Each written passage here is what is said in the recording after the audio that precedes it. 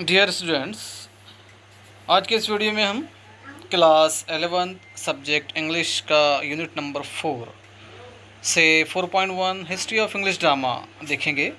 तो सबसे पहले हम समझेंगे कि ड्रामा क्या होता है।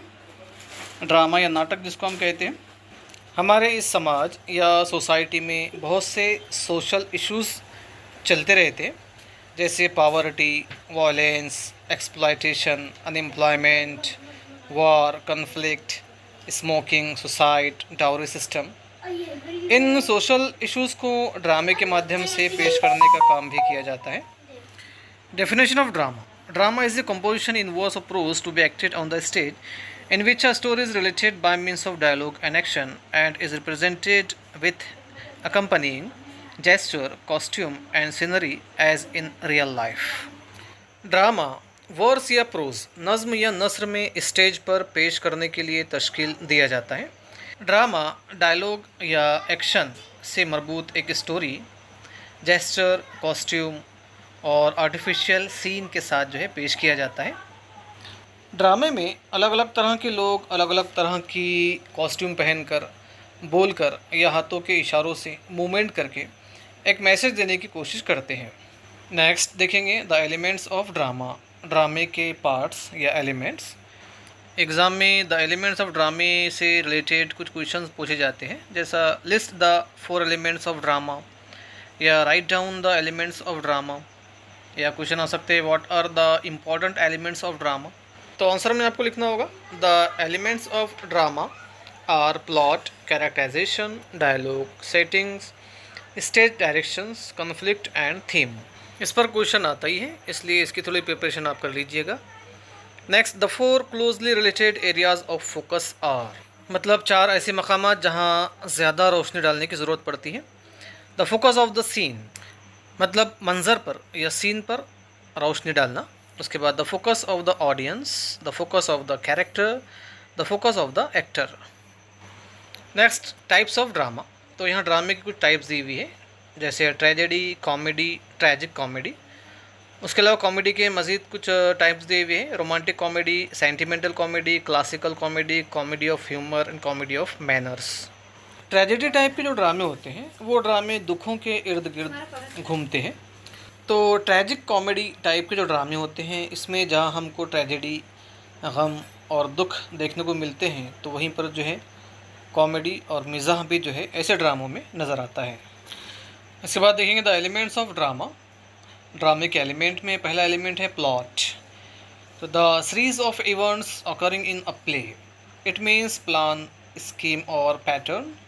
It has beginning, middle and an end. तो ड्रामे के इस एलिमेंट में ड्रामा या प्ले में जो वाक़यात होने वाले हैं वो तमाम वाक़यात की सीरीज़ इसमें होती है। इट मीन्स प्लान, स्कीम और pattern. It has beginning, middle and and. तो ड्रामे का ये एलिमेंट जो होता है, इसमें बिगिनिंग भी होती है, मिडिल भी होती है और एंड भी होता है। मतलब प्लॉट किसी भी ड्रामा या प्ले की बेसिक कहानी होती है, जिसके इर्द गिर्द कोई प्ले या ड्रामा घूमता है। इस पर क्वेश्चन भी बनता है कि which elements of drama has beginning, middle and an end. तो इसका आंसर रहेगा plot. Next elements of drama is characters, the most important element of the drama. तो कैरेक्टर जो होता है वो ड्रामे का मोस्ट इम्पॉर्टेंट एलिमेंट होता है। तो यह क्वेश्चन भी बनता है कि what is the most important element of the drama. तो आंसर आएगा character is the most important element of the drama. The protagonist is the main character in a play. Protagonist मतलब जो लीड रोल में जो होता है, नायक, hero, वो play या ड्रामे का मेन कैरेक्टर होता है।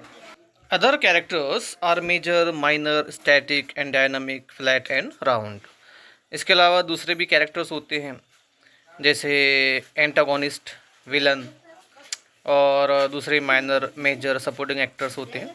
तो इन्हें कैरेक्टर्स कहा जाता है। Next element of drama is characterization. It means to reveal peculiarities of the characters, to gain insight into their personalities, establish connections with them। तो कैरेक्टराइजेशन मतलब जो ड्रामा होता है उसमें जो कैरेक्टर्स होते हैं उन कैरेक्टर्स की पेक्यूलियरिटीज़ मतलब खुसूसियात को बताना या ज़ाहिर करना, उसके अलावा जो मेन कैरेक्टर जो होता है उसके दूसरे कैरेक्टर्स से जो रिलेशंस होते हैं वो कनेक्शन जो होते हैं वो कनेक्शन को इस्टेब्लिश किया जाता है, बताया जाता है। Next element of drama is dialogue.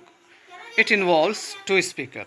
तो प्ले या ड्रामे के अंदर दो लोगों के बीच होने वाली बात उसे डायलॉग कहते हैं। डायलॉग इस्टेब्लिशमेंट के लिए दो लोगों का होना ज़रूरी है। उसके बाद यहाँ टाइप ऑफ डायलॉग बताया गया है। Monologue, to speak to oneself, मतलब खुद से बात करना मोनोलॉग कहलाता है। उसके बाद soliloquy, characters thought process expressed aloud. तो जब कैरेक्टर जो है अपने एक्सप्रेशंस को, अपने थॉट्स को लाउडली एक्सप्रेस करता है तो वो कहलाएगा soliloquy. It reveals the nature of character and gives us information about his relation. तो डायलॉग जो होता है वो कैरेक्टर्स के नेचर को जो है वो जाहिर करता है और उसके रिलेशंस के बारे में इंफॉर्मेशन जो है हमको प्रोवाइड करता है।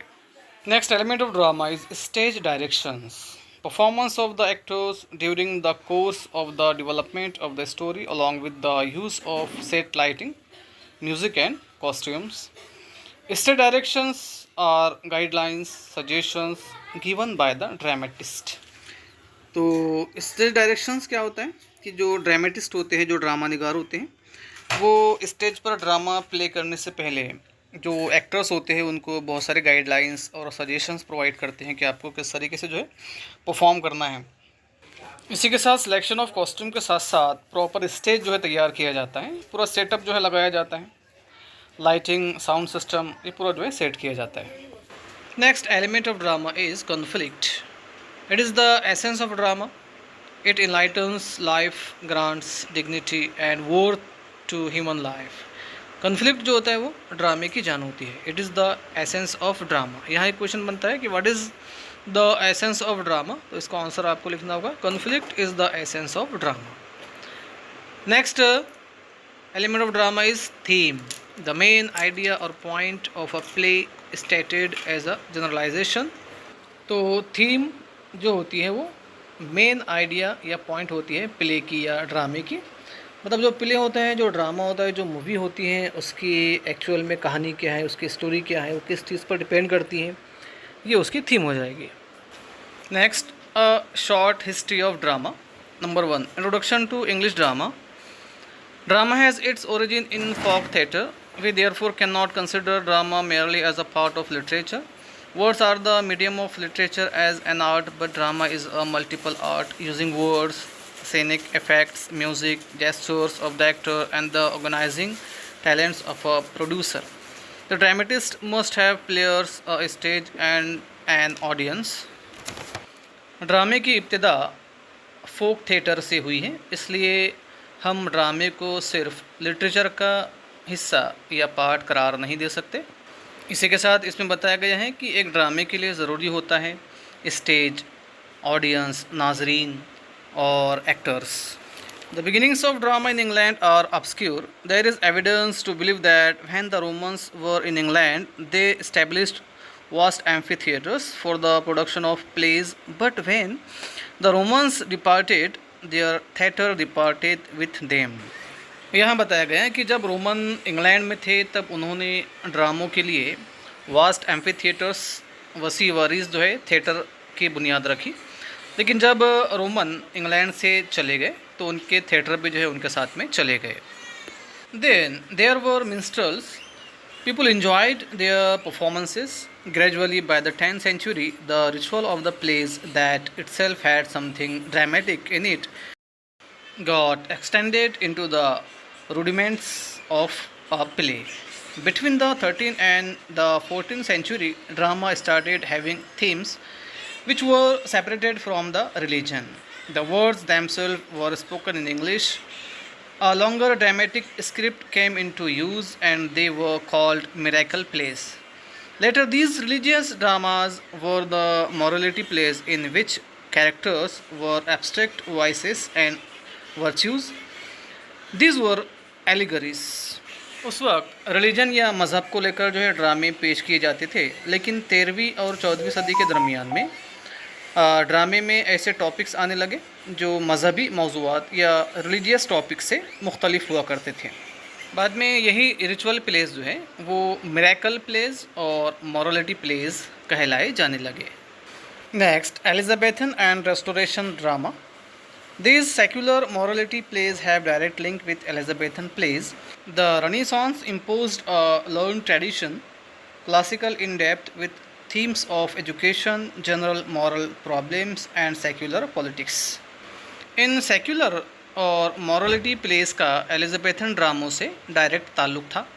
इन ड्रामों के ज़रिए से education, general moral problems, issues और सेक्युलर पॉलिटिकल इश्यूज़ या प्रॉब्लम को जो है लोगों को बताया जाने लगा। The plays had nothing to do with religion, there were example of both comedy and tragedy. इन ड्रामों का मज़हब से कोई ताल्लुक़ नहीं था। यहाँ कॉमेडी और ट्रेजेडी दोनों तरह के जो है ड्रामों का रिवाज मिलता है। Next, Thomas Kyd, Christopher Marlowe and William Shakespeare are the prime dramatist of this era. Thomas Kyd, Christopher Marlowe and William Shakespeare इस दौर के प्राइम ड्रामेटिस्ट, अव्वलीन ड्रामा निगार थे। It was Kyd who discovered how easily blank words might be converted into a useful theatrical medium, which Shakespeare used brilliantly in all his plays. ये CAD ही था जिसने ये दरियाफ्त किया कि किस तरह से जो ब्लैंक वर्ड्स होते हैं, बेकाफ़िया नज़्म होते हैं, इनको थिएटर के ज़रिए से कारआमद बनाया जा सकता है, जिसे शेक्सपियर ने अपने ड्रामों में बड़े शानदार तरीके से इस्तेमाल किया है। Tragedy developed in the hands of Kyd and Marlowe. Comedy had also proceeded beyond rustic humor, but by the 90s of the 16th century, the theatre in England was fully established, but complicated conditions governed the activities of the dramatist. Tragedy या अलमिया निगारी CAD और Marlowe के हाथों परवान चढ़ी, लेकिन जहां 16वीं सदी के आखिर में इंग्लैंड में थिएटर ने अपने कदम जमा लिए, लेकिन कॉम्प्लिकेटेड कंडीशंस या पेचीदा सूरत हाल से जो है ड्रामा निगार या ड्रामेटिस्ट बच नहीं सके। The public theatre of the 16th century differed in many important ways from the modern theatre. It was open to sky without artificial lighting. The stage was a raised platform with a recess at the back supported by the pillars. There was no curtain and the main platform could be surrounded on three sides by the audience. Around the theatre there were galleries. In the 17th century, the enclosed theatre gained importance. There was increasing attention to scenic device as theatre became private. मतलब 16वीं सदी के जो public theatre थे वो modern theatre से कई मामलात में मुख्तलिफ थे। जैसे ये खुले आसमान में बगैर किसी आर्टिफिशियल लाइट के, और स्टेज जो होता था वो एक रेज्ड प्लेटफॉर्म की तरह हुआ करता था, जिसके पीछे तय खाने होते थे जिन्हें जो है पिलर्स के ज़रिए से सहारा दिया जाता था, और इसमें जो है कोई कर्टेन या पर्दा नहीं होता था, और जो मेन प्लेटफॉर्म होते थे वो तीनों जानिब से जो है ऑडियंस से घिरे होते थे। इसके बाद 17th सेंचुरी मतलब 17वीं सदी में इनक्लोज्ड थिएटर मतलब closed of on all side, ऐसे थिएटर का चलन आम हुआ जो हर तरफ से बंद होते थे। उसके बाद जैसे जैसे जो है थिएटर प्राइवेट होते चले गए, वैसे वैसे सिनिक डिवाइसेस जैसे curtain, platform, stairs, walls, furnitures, इन पर जो है ज़्यादा तवज्जो दी जाने लगी। Next, Shakespearean era came into existence in the 16th century to the public theatre. He wrote for the contemporary theatre, manipulating the Elizabethan stage with great resource and invention. But the genius of Shakespeare should not allow the rest of the drama of his age to be obscured. Contemporary to him was Ben Jonson, a classicist, a moralist, and a reformer of drama. In comedy, Jonson's genius is found at its best, and his influence was considerable. The Restoration dramatist leaned strongly upon him. Public theatres William Shakespeare की मौजूदगी में 16th century में वजूद में आए। William Shakespeare का हम असर बेन जॉनसन, ये क्लासिसिस्ट, मॉरलिस्ट और रिफॉर्मर ऑफ ड्रामा यानी इस्लाही ड्रामे का मौजिद था, और रेस्टोरेशन ड्रामेटिस्ट मतलब दौरे बहाली के जो ड्रामा निगार थे उनका बड़ी हद तक जो है उस पर दारोमदार भी था। Closing of theatres by the Puritans in 1642 brought this greatest of all periods in the history of English drama to an end. With the Civil Wars, no theatre existed between 1642 to 1660. The next phase, which appeared after the Restoration, produced a very different kind of dramatic literature. Dramatists like Chapman, Thomas Middleton, Webster and Dekker were at the forefront.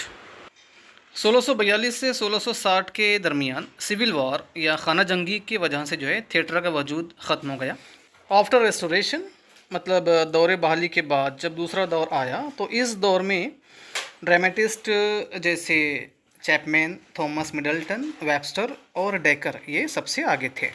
When Charles II came back with the restoration of 1660, the theatres were reopened. The Restoration comedy achieved its peculiar excellence. Drama developed into class drama with upper class ethos. It lasted beyond this period into the first decade of the 18th century. Comedy in the early 18th century declined into sentimentalism. It became comedy of manners. George Athearge was its most important exponent. From such depths, the drama was rescued by Oliver Goldsmith and Richard Sheridan. With Sheridan, something of the brilliance of Restoration dialogue returned into comedy, but with more genial atmosphere. The characters were firmly presented with clarity, reminiscent of Jonson, but with no depth in Sheridan's word, no new interpretation of human nature. In this, he was nearer to Oscar Wilde than to Johnson. 1660 के दौरे बहाली के साथ ही जब Charles II लौट आया तो theatre जो है रीओपन हो गए, दोबारा शुरू हो गए। इसी के साथ 18th सेंचुरी के शुरुआती दौर में कॉमेडी डिक्लाइंड होकर तनज़्ज़ुल पजीर होकर सेंटिमेंटलिज्म या जज्बातियत में तब्दील हो गई और बाद में इसे कॉमेडी ऑफ मैनर्स कहा जाने लगा। और जॉर्ज एथर्ज जो था वो इसका सबसे अहम नुमाइंदा था, सबसे अहम जो है एक्सपोनेंट था। इतनी गहराई से ड्रामे को बाहर निकाला ओलिवर गोल्ड स्मिथ और रिचर्ड शेरिडन ने।